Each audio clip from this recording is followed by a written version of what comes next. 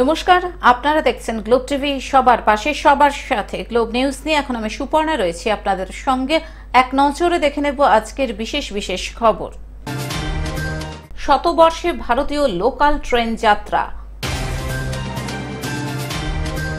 মেলায় পাচার হয়ে যাওয়া যুবতীদের শিল্পকলা,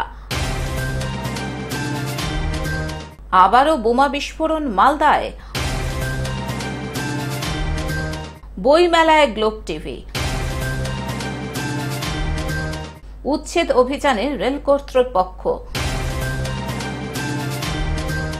অপেক্ষায় আলু চাষিরা।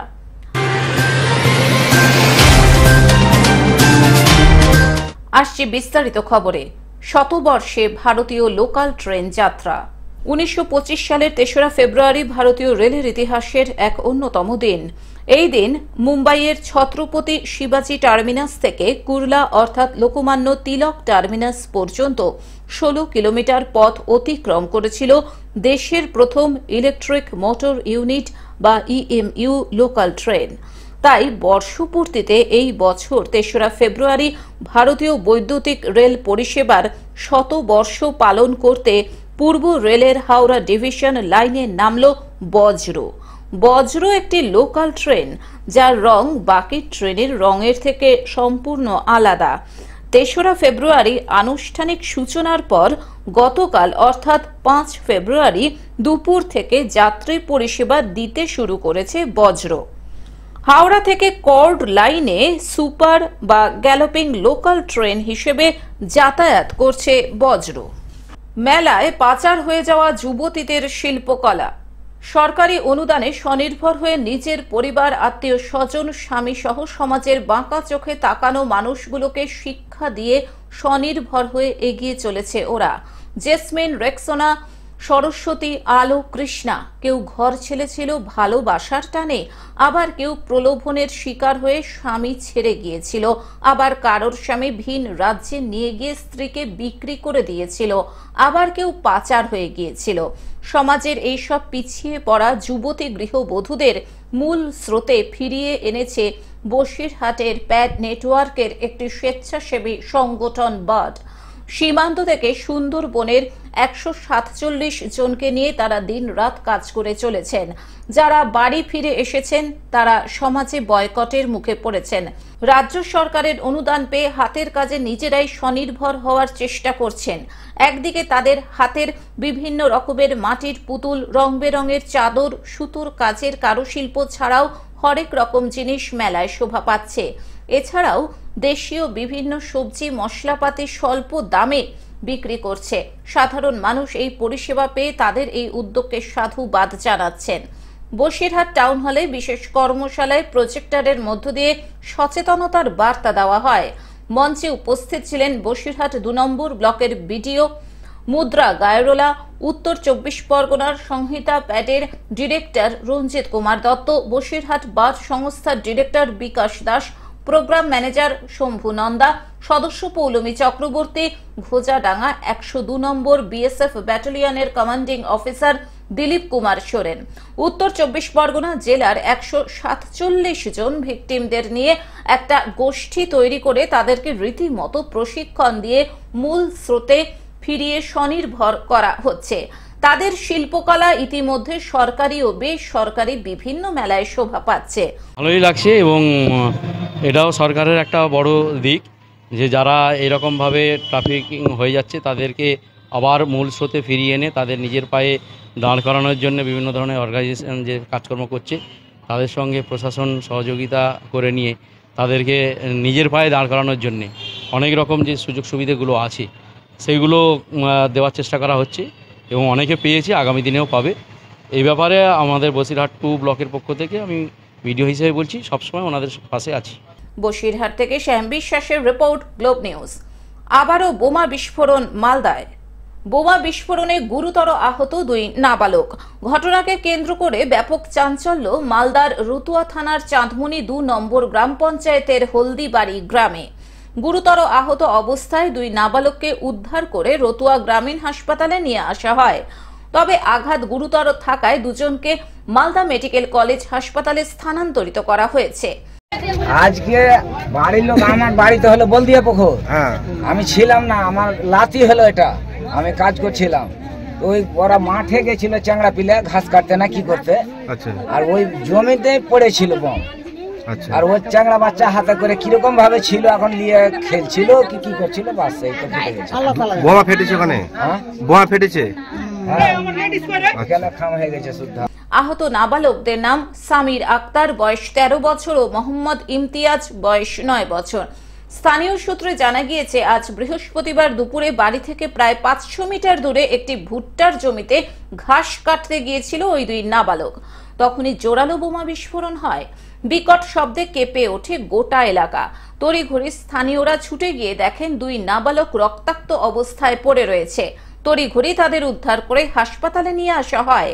তবে কি কারণে বোমা এলাকায় মজুত করা ছিল তা কিছুই বুঝে উঠতে পারছেন না এলাকাবাসী। খবর শুনে ঘটনাস্থলে ছুটে যায় রতুয়া থানার বিশাল পুলিশ বাহিনী। আমি খবর নিয়ে দেখছি ঘটনাটা কি আছে, তারপরে আপনাদেরকে জানাতে পারবো।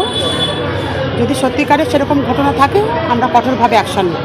মালদা থেকে অভিষেক দাসের রিপোর্ট, গ্লোব নিউজ। বইমেলায় গ্লোব টিভি। এবার 48তম কলকাতা আন্তর্জাতিক পুস্তক মেলায় গ্লোব টিভি পৌঁছে যায় সল্টলেকে জাগো বাংলা স্টলে। সেখানে রাজ্যসভার সাংসদ দোলা সেন একান্ত সাক্ষাৎকারে জানান যে অন্যান্য বারের মতো এবারও বই মেলায় পাঠকের ভিড় চোখে পড়ার মতো। এছাড়া তিনি আরও জানান যে মুখ্যমন্ত্রী মমতা বন্দ্যোপাধ্যায়ের লেখা বই বরাবর হাইয়েস্ট সেলার থাকে এবং এবারও তার অন্যথা হয়নি। এছাড়াও তিনি জানান যে অন্যান্য রাজ্যে যেখানে প্রশাসনের ব্যর্থতায় বহু জায়গায় বিশৃঙ্খলার সৃষ্টি হয়, সেখানে মমতা বন্দ্যোপাধ্যায়ের প্রশাসনিক ব্যবস্থা নজির গড়েছে কলকাতার বইমেলায়। এছাড়া তিনি আরও বলেন, জাগো বাংলা স্টলে প্রতিদিনই বিভিন্ন বিনোদনমূলক অনুষ্ঠান মানুষের নজর কাড়ছে। এত বইপ্রেমী মানুষ আছেন এটা ভাবতে ভালো লাগে। এই জন্যই কলকাতা আলাদা, বাংলা আলাদা। আর আমার সৌভাগ্য, আমি দলের কর্মী হিসেবে জাগো বাংলার স্টলে বসার সুযোগ পাই প্রত্যেক বছর। অনেক বছর হলো, প্রায় 19-20 হবে। এখানে বসে দেখতে পাই যে মমতা বন্দ্যোপাধ্যায়ের সঙ্গে মানুষের একটা অদ্ভুত কানেক্ট আছে। সেই কানেক্টটা এখানে প্রত্যক্ষ করি, সেটা আরও ভালো লাগে। এখানে প্রচুর ফুটফল হয়, প্রচুর বই কেনে লোকে। মেলা শেষে দেখতে পাই মমতা বন্দ্যোপাধ্যায় বেস্ট সেলার, মানে এখানে তো একক লেখক মমতা বন্দ্যোপাধ্যায়েরই বই পাওয়া যায়। তো সেই একক কোনো লেখকের বই চাহিদা রয়েছে দিদির লেখা, মানে 94-95-তে যে বই বেরিয়েছে উপলব্ধি, একান্তে, অনুভূতি, আবার এখন যে বেরিয়েছে লিপিবদ্ধ, নির্বাচন, স্যালিউট টু, সমান ডিম্যান্ড। মানে আমার তো মনে হয় প্রথম বইও আজও লোক চায়। কালকেও একজন আজকে আমায় ফোন করেছিলেন, কালকে তিনি লিপিবদ্ধ নির্বাচনও নিয়েছেন, আবার উপলব্ধি অনুভূতিও নিয়েছেন। মানে এইটা একটা অদ্ভুত ব্যাপার। অন্যান্যবার বাংলাদেশেও আমাদের এই বইমেলার অংশগ্রহণ করে, তো এবারে বিভিন্ন ওখানকার রাজনৈতিক পরিস্থিতি, প্রশাসনিক কিভাবে দেখছেন বিষয়টা? আমি দুটো কথা বলবো। এক, আমাদের দলের নীতি হচ্ছে ফরেন অ্যাফেয়ার্স এর ইন্টারন্যাশনাল ম্যাটারে আমরা কেন্দ্রীয় সরকার যা করে, ইউনিয়ন গভর্নমেন্ট যা করে তার সাথেই থাকি। বিধাননগর থেকে অনির্বাণ দত্তের রিপোর্ট, গ্লোব নিউজ।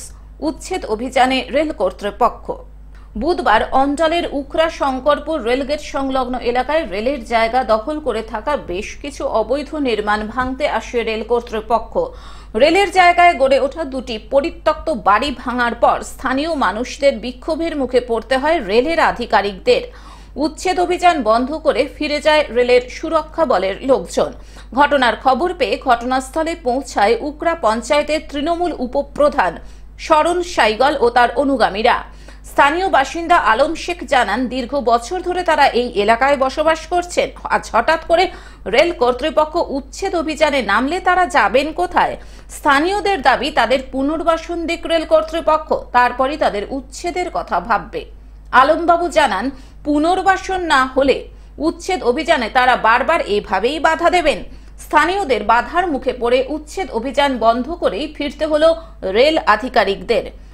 এই অবস্থাতে এটা 1 বছর ধরে নোটিশ পরপর হচ্ছে।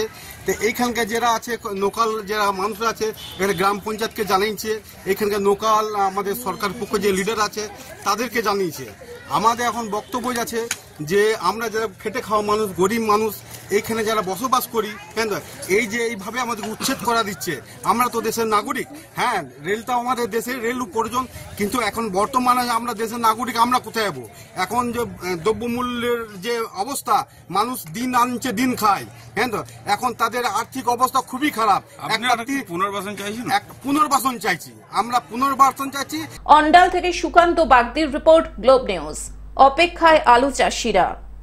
বর্তমানে জলপাইগুড়ির বিভিন্ন নদীর চরে চলছে বিভিন্ন চাষাবাদের কাজ, যার মধ্যে অনেক ফসল উৎপন্ন হওয়ার পর বাজারে বিক্রি করছেন চাষিরা, ফলে কিছুটা হলেও লাভের মুখ দেখছেন তারা। আর এখন শীতের শেষে চলছে আলুর মরশুম, চলছে আলুর চাষের কাজ। আলুর গাছ অনেকটাই বেড়েছে, ফলনে গিয়েছে। তবে আলু চাষিরা বলছেন আলুর গাছের গ্রোথ দেখে মনে হচ্ছে আলুর গাছের ফলন এবার ভালোই হবে, কিন্তু দাম নিয়ে এখনো অনিশ্চয়তার মধ্যে রয়েছেন তারা। কারণ গতবার আলুর ফলন ভালো হয়েছিল, কিন্তু দাম তেমন ভাবে পাওয়া যায়নি। তাই এই বছরও আলুর ফলন ভালো হয়েছে, তবে দাম কি হবে তা এখনো বোঝা যাচ্ছে না। তিস্তা নদীর তীরে এখন গেলে দেখা যায় শয়ে শয়ে আলুর চাষ হচ্ছে। আলুর গাছকে সম্পূর্ণভাবে সুস্থ এবং ভালোভাবে আলু তোলার জন্য চাষিরা আলুর কাজের পরিচর্যা করছেন। হ্যাঁ ভালোই আছে, ভালোই। হ্যাঁ ভালোই আছে। কত বিঘা জমিতে চাষ করছেন? আছে 18 বিঘা আছে এখানে। কি আলু এগুলো? আমাদের এটা সাদা কোকরাজ আলু, তারপরে লাল আছে। আর ওই আলুর মাঝখানে বাঁশ দিয়ে রাখার কারণ? ওটা হইছে আপনার করলা। করলা ওইটা আলাদা। এবার কি আশা করছেন? এই আলু তো প্রায় কয়দিন পরেই উঠবে। আলু ধরেন 2 মাস 2.5 মাস পরে সাদাটা উঠে দিব, তারপর ভুট্টা লাগাবো, বাদাম লাগাবো। এবার কি দাম পাবেন মনে হচ্ছে আলুতে? আশা তো আছে, সেটা তো জানি না পুরো লাগে। জলপাইগুড়ি থেকে সায়ন সেনের রিপোর্ট, গ্লোব নিউজ। টেলিভিশন ছাড়াও গ্লোব টিভি এখন সমস্ত সমাজ মাধ্যমে উপলব্ধ। বিস্তারিত জানতে ফোন করুন আমাদের টোল ফ্রি নম্বর 180089197444। এছাড়াও লগ ইন করতে পারেন www.globetv.in। আজকের মতন গ্লোব নিউজ এখন এই পর্যন্তই। দেখতে থাকুন গ্লোব টিভি, সবার পাশে সবার সাথে। নমস্কার।